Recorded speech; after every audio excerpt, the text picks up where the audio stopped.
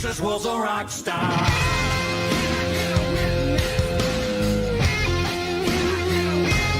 Principle is we are faith-filled, big thinking, bet the farm risk takers. We will never insult God with small thinking or safe living. We want to be a people that do a little more. We want to be a people that don't just look at the status quo, but we want to say, God, we just want to give you all of it. And so that's today. That's the principle today. And just to note, next week we're going to be spiritual contributors, not spiritual consumers. That's next week. Philosophically, and this is down deep in my heart, when you come to a church, if you come to a church and you are a mature Christian, the reality is that you're actually not the one that we are looking to minister to that much, which is, maybe that's kind of broke. I think it, but the reality is, I view us, not as a social club, not as a place for you to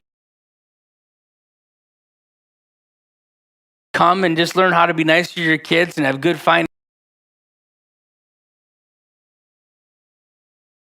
finances and maybe make it into heaven by the hair of your chinny chin chin. That's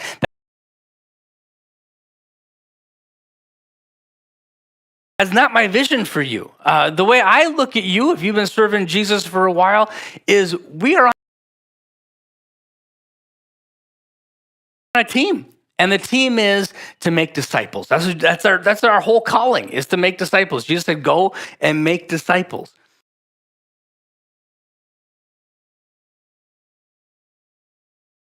And so that's what we're about. And so I love you guys so much because you do so well. We'll talk about that more. Spiritual contributors.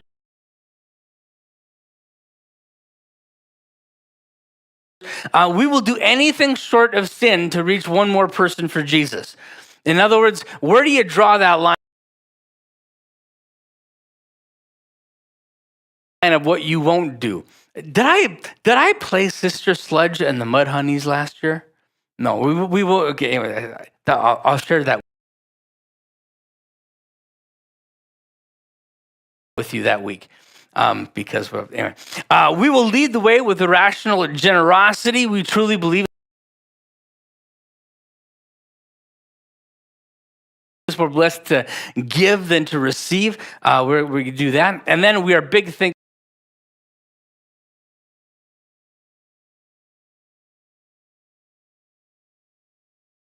But this is today. Big thinking, bet the farm, risk takers. Now, some of you will be able to say that.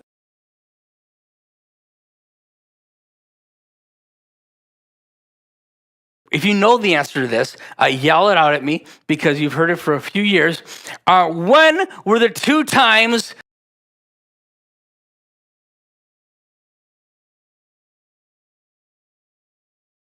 that Jesus was amazed? Yell it out at me, somebody. Twice Jesus was amazed.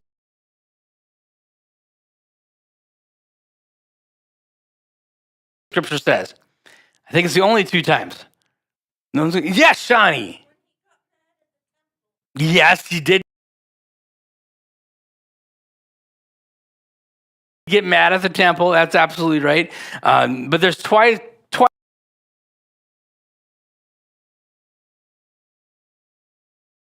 when the scriptures usually specifically use the word amazed. Well, he was amazed at 2 things. He was amazed when people had great faith, and he was amazed when people had little faith. Let's look at those verses. Mark chapter 6, verse 5. It says, and because of their unbelief, he couldn't do any miracles among them except place his hands on a few sick people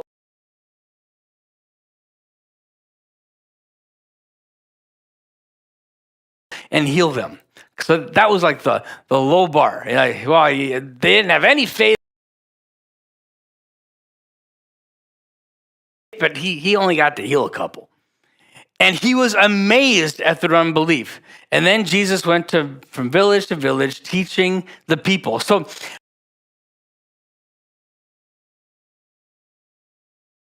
when you don't have faith, he's like, how can you not have faith? You've been watching me. You've been seeing me. And in this particular case, he even heals a couple of people, but they still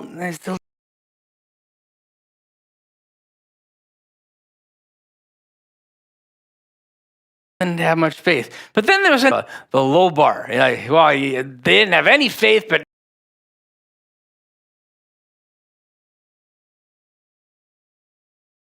he only got to heal a couple. And he was amazed at their unbelief. And then Jesus went from village to village teaching the people. So when you don't have faith,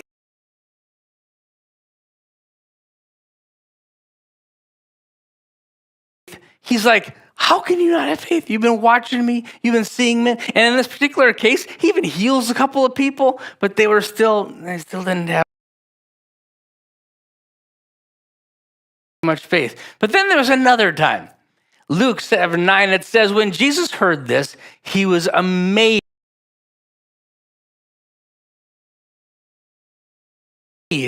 turning to the crowd and saying, I tell you the truth, I've not seen faith like this in Israel.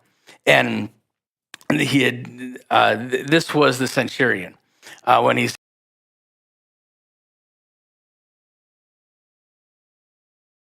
hey, you go to my house, and he said, you have great faith. So Jesus was amazed at two things. He was amazed at a lack of faith, and he was amazed at great faith. And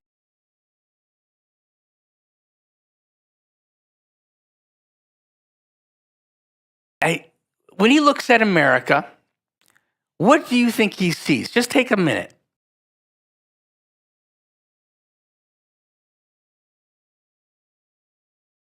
I'm going to give you just a couple beats. When he looks at America, what do you think he sees? Great faith or a lack of faith?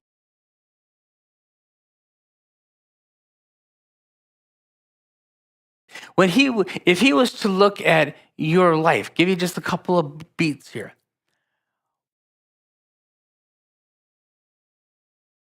Would Jesus be amazed at your great faith, or would he be amazed at how little your faith is? Just hold that in your head.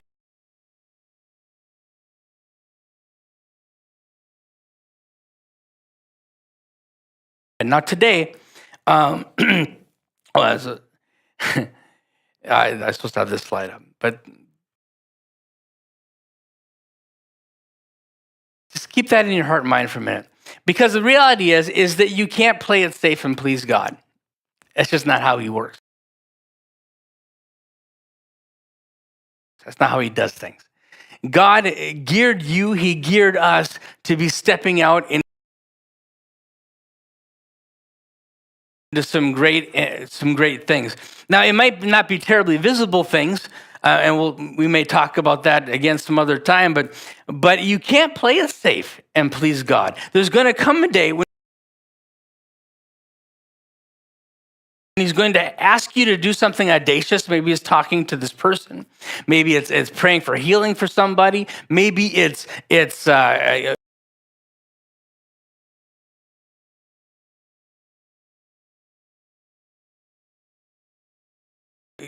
giving in a certain way, whatever it might be. There's going to come a day in your Christian walk, if you're doing it right, there's going to come a day when he's going to put his finger on you and he's going to ask you to do something that takes a lot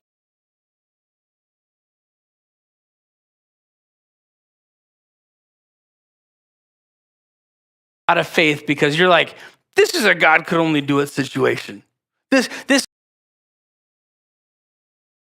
only way this works is if you show up. Hebrews 11:6, and this is the faith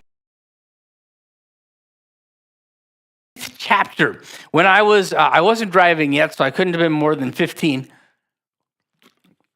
and I think I was 14. I got this this daily Bible reading plan. And my John Peterson gave me this book. This book had a plan in it. And the plan was you would read 10 chapters a day. You would read Pentateuch, that's the first 5 books. Then you'd read some church history. Then you would do a proverb. Then you would do a Psalms, and you would do a gospel. Then you would do I'm going to miss one of them, aren't I? You would do an epistle, and then you would read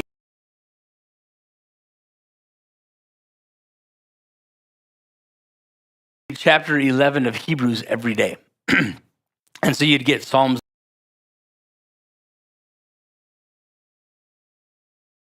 done every month, but Hebrews every day. There's this person says, so I read Hebrews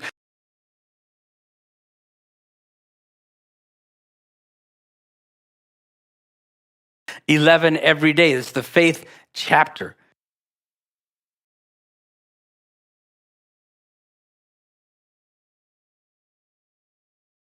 And we pick this up. It is impossible. Somebody say impossible. Thank you for working with me this morning. I appreciate that. It is impossible to please God without faith. Sometimes you maybe been in a situation where you're like, this is hard. Why is it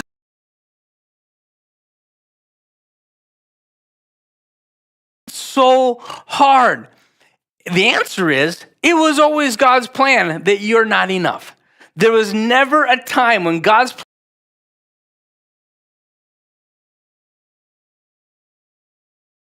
plan for your life was that all of the talent was in you, that all of the ability was in you. It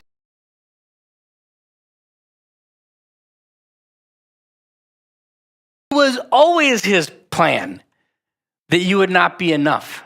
That's why faith is so valuable. That's why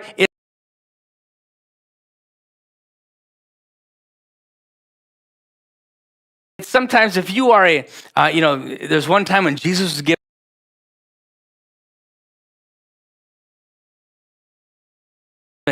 different gifts to people, and he gave, this is a parable, I'm super paraphrasing, but some people got 1 talent, and other people got 10 talents. And of course, that was a test for them. And I always thought of myself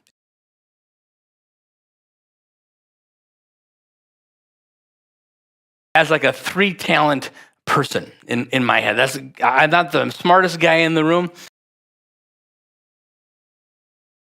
but I'm not completely, without any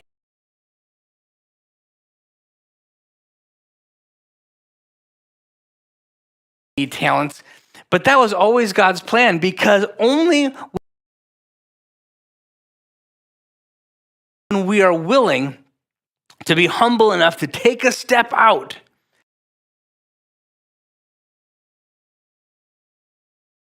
when we know that if God doesn't show up, I don't have a chance. And the Bible says it's impossible to please God without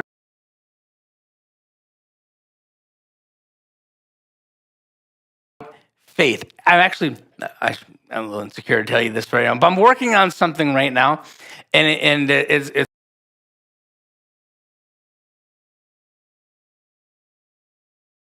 called the step of faith. And because everything in our Christian walk that means anything is a step of faith. So I'm going on. Anyone who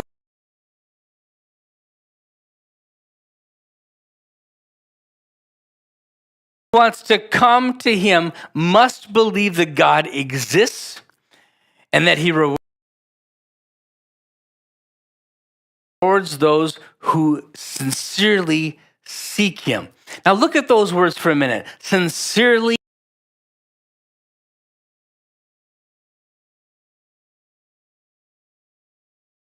seek him. I think that in our culture, in our American look at Christianity,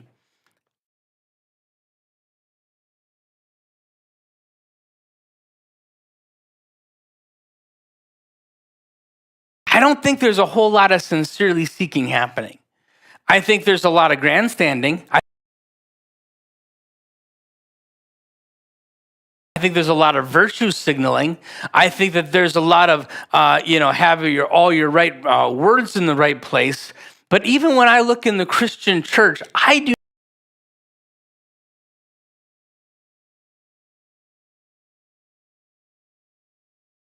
not see a whole lot of sincerely seeking happening. We'll unpack that here in just a little bit. And so,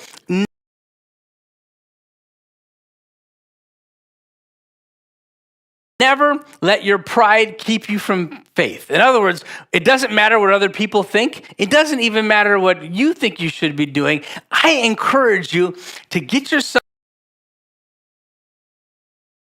in a position where you're just saying, yes, God. This Christian walk is actually fantastically easy. All you do is you just keep on saying yes to him. That's all you got to do. And when you fail, you just come back, you say yes to him. But what we tend to do is that our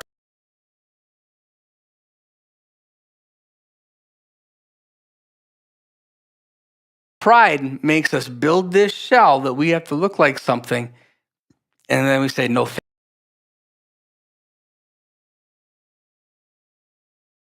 thank you to him, instead of saying yes to him.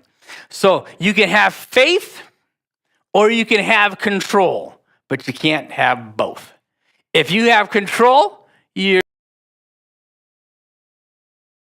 not using your faith. You can't have both at the same time. You can't have faith and control at the same time. Faith is when you are stepping out into, if you don't show up, God, this doesn't work. If you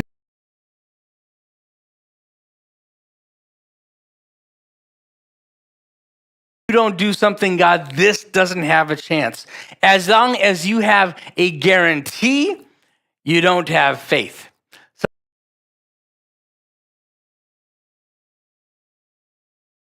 Someone says to me, well, I've had lots of people say this to me over the years. They say, oh, Scott,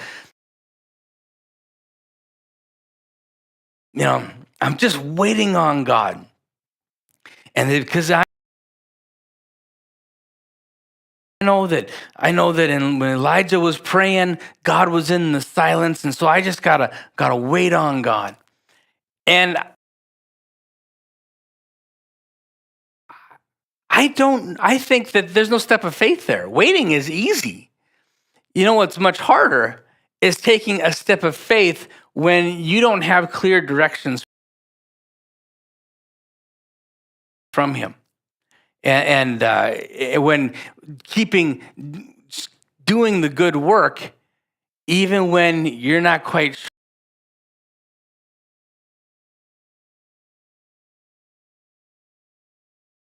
it's even doing much good. And I want to go on a tangent there, but I'm going to keep moving forward. And so, in order to step towards your destiny, you have to step away from your security. Now, because God asked all of his heroes, he asked all of them to do that. Look at Abraham.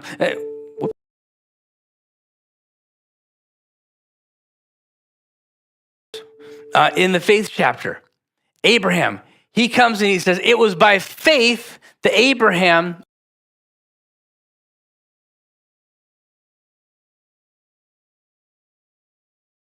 obeyed God, and he was called to leave his home and go to another land that God would give him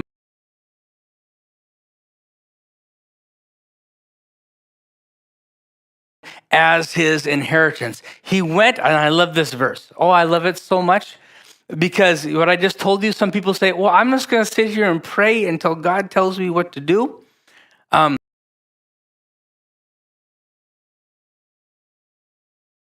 He went without knowing where he was going. And I don't know about you, but there have been so many times in my life when God has asked me to walk without having any idea where I'm going. When the circumstances don't look good, when things don't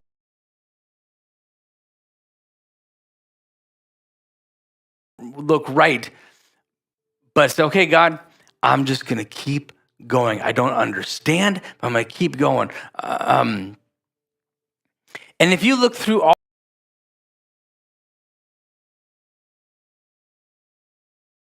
all of those, by faith, Abraham, by faith, Isaac, by faith, and in chapter 11,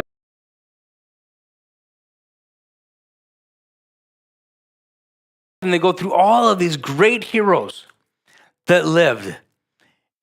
And the theme all the way through that was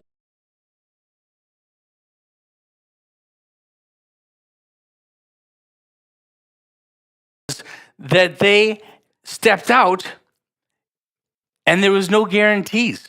There was no, in this realm, it was purely by faith. And actually, starting in February, we're going to start a series called The Step of Faith. Because I don't think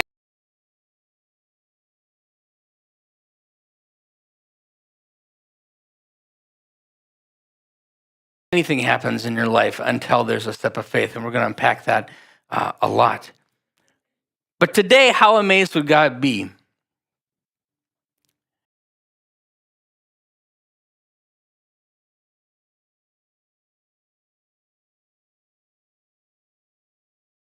about your faith? Now, I'm going to take that. So that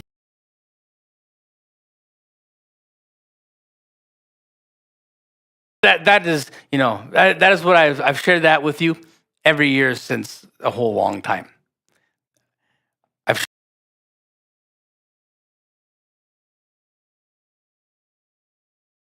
shared that with you. And it's as true now as it was then. I feel more strongly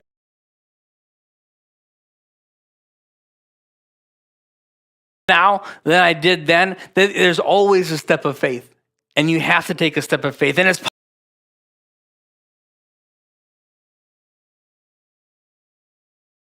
possible to become a Christian who no longer takes any steps of faith. You want a guarantee.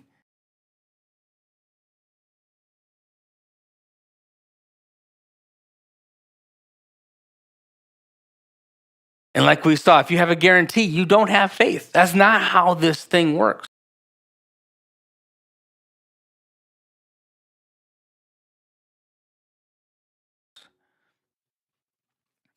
And so I put this together this morning, but I've known I was going to talk to you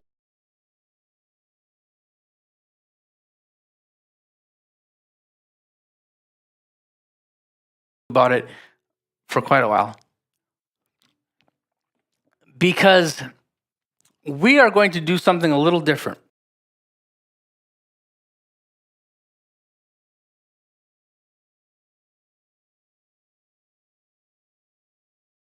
Now, I just want to give you a little bit of history, keeping an eye on my time because this is where I could get to telling stories and go too long. I told you we're actually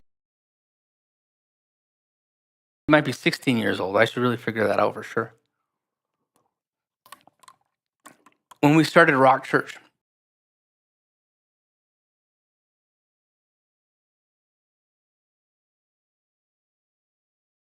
Now, my gift and my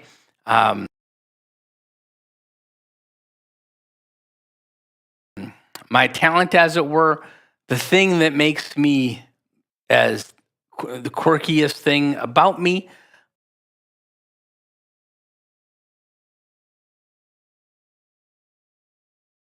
when I came to the Lord when I was going into the 7th grade, that at the beginning of that summer, I had a major encounter with God, and I made a lot of mistakes after that day.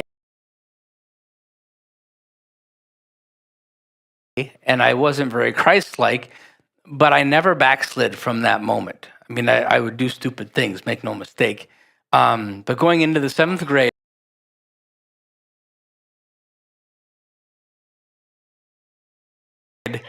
everything changed. I went from this very broken, very angry, very insecure kid, and 3 months later, I wasn't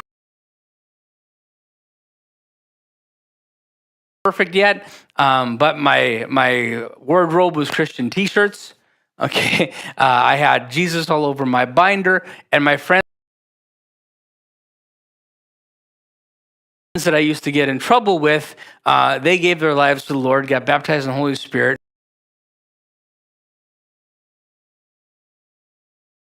And for the next years, I would have a Bible study in my house every week for the next, all the way through high school. That would continue on. And so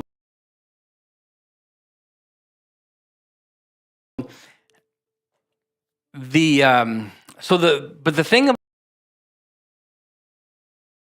about me has always been, from that very beginning moment, was to reach lost people.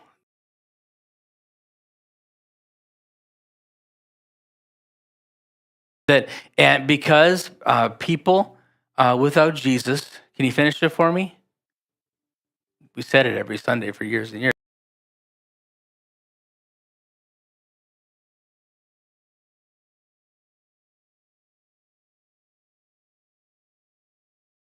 People without Jesus go to hell. I carry in my spirit a continuous and pointed revelation of hell. In other words, I don't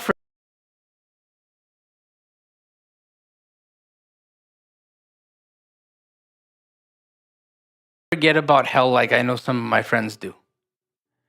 I make some pastors uncomfortable sometimes. I've been in groups where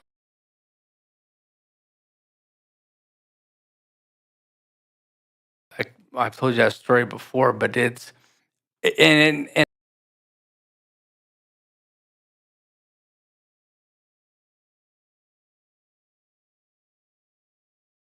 and this is the pastor you guys have, and that'll never change about me.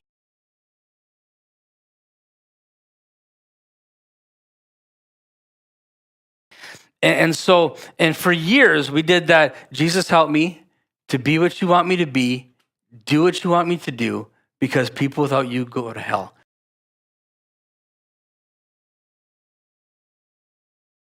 We prayed that prayer every Sunday for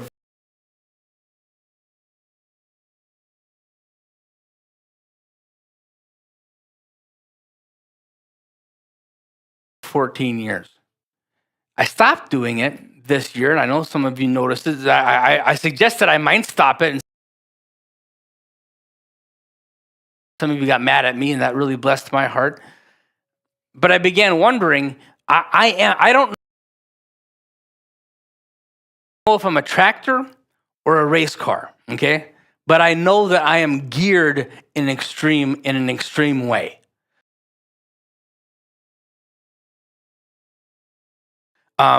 If one of you guys are in the room and there's a very broken person far away from God over here in the room, my inclination is not to go to you, it's to go to them. And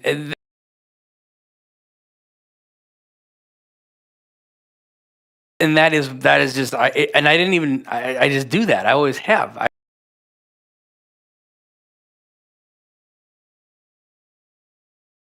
I can't help myself. But what that isn't very good for, and I'm gonna be real transparent with you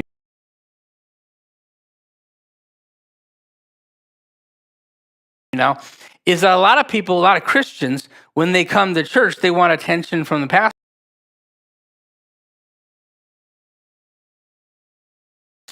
I'll never forget one time we were doing a ministry over the homeless shelter. One of the best outreaches I think our church has ever done. We had about 15 people from our church come, and we scooped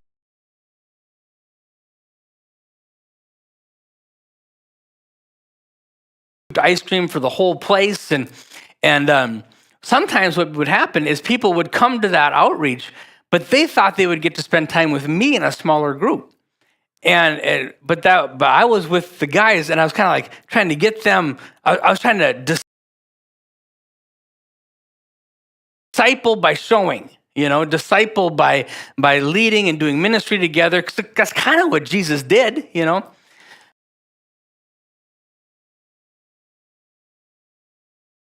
but I'm not sure that that really lends itself to to growing a big church, because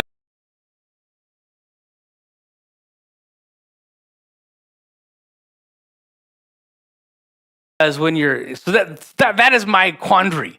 That is my the tension in my life, and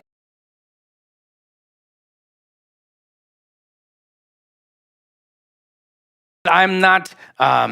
You're never going to have a different pastor than that. That said,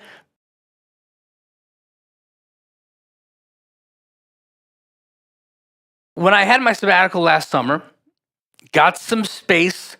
When I came back this year, I made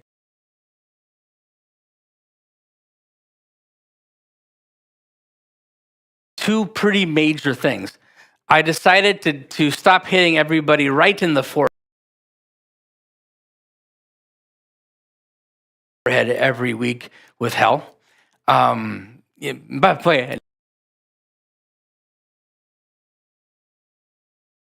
never offended someone far away from God that I know of.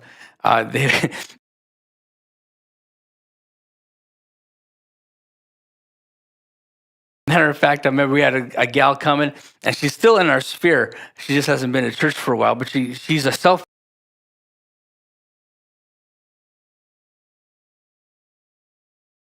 self-proclaimed pagan, and I didn't offend her with that. She introduced herself as, "Hey, I am so and so, and I'm a pagan." And I said, "Well, you blessed me that you come to." She says, "Yeah, I feel so welcome there. You guys love well, just so you know. You love really well." Yeah, I come to Rock Church sometimes because I just feel so accepted. Meanwhile, I'm preaching sin. I'm preaching holiness. I'm saying, hey, people without Jesus go to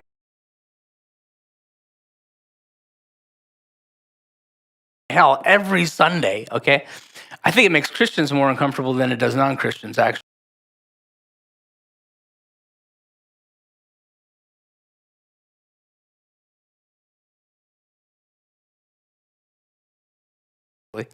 Um, but I quit doing that.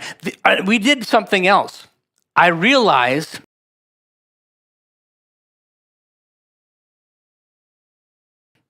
that my natural gift is not to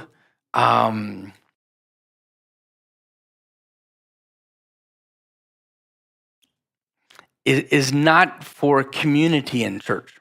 I am outward focused. Again, it's who I am. But at the beginning of this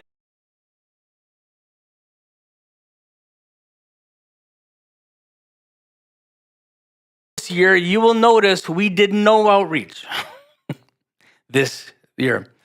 I decided to take the first part of the year and up to this time here, and to just focus on relationships. We've been bowling, we've done all kinds of fun things and places. We have laughed together. We've filled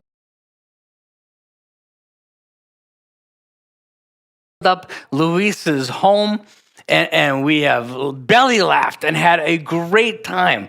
We've had all kinds of people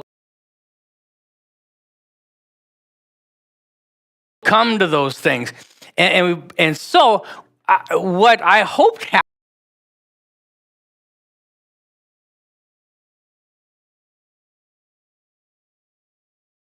happened, I think we did a good job of laughing together and focusing on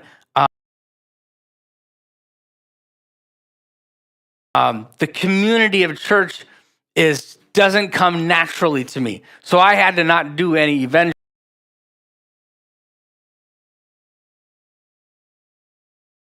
Otherwise, I would have focused all my attention on that. And it was always my plan at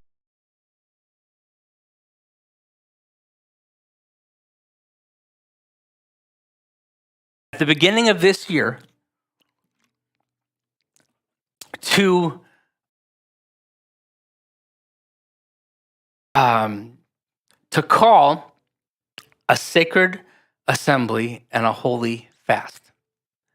And let's just read a few Bible verses.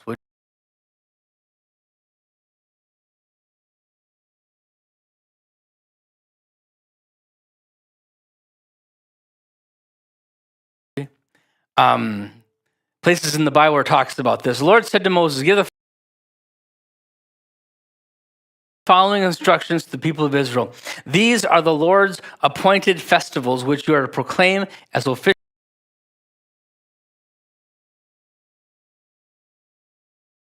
days. Whoops.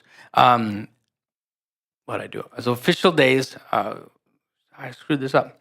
There we go. These are the Lord's appointed festivals, which you are to proclaim as official days for a holy assembly. And of course, this right now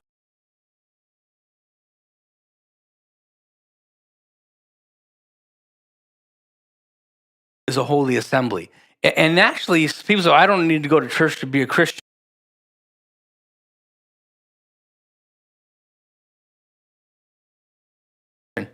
Okay, technically not. You can make it, I don't know if you can or not. But what I do know is that this idea of Sabbath and going to church weekly, it goes all the way back to here. Verse 3, you have 6 days each way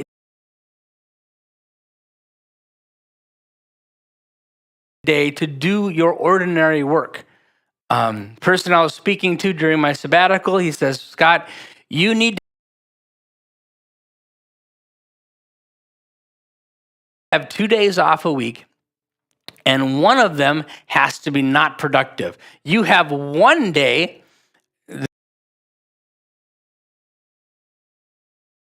that I feel I'm a little insecure to tell you what he called it, and he was a minister, by the way.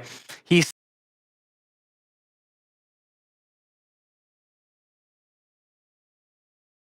said, that's your bastard day off. What?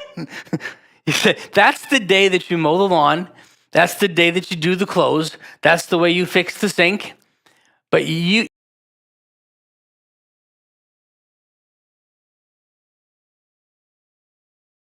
you want to make it in ministry, Scott, you have to have 1 day a week that is non-functional and do something creative.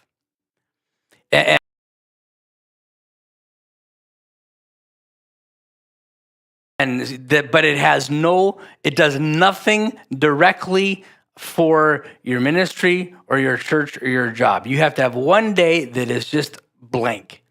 And so this has been, so it's a sacred thing to do exactly that. Now, going on, hear this, you leaders and people, listen, all you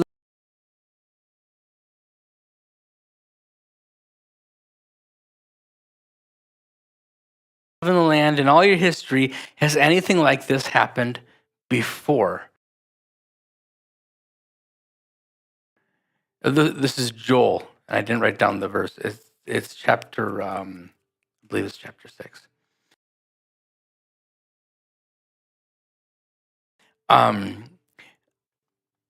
Listen to all who live in the land and all your history. Has anything like this happened? Tell your children about it in the years to come, and let your children tell their children.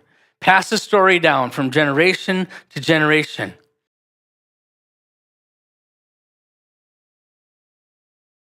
Because after the cutting locusts finished eating the crops, the swarming locusts took what was left. And so this is Joel speaking, and bad things are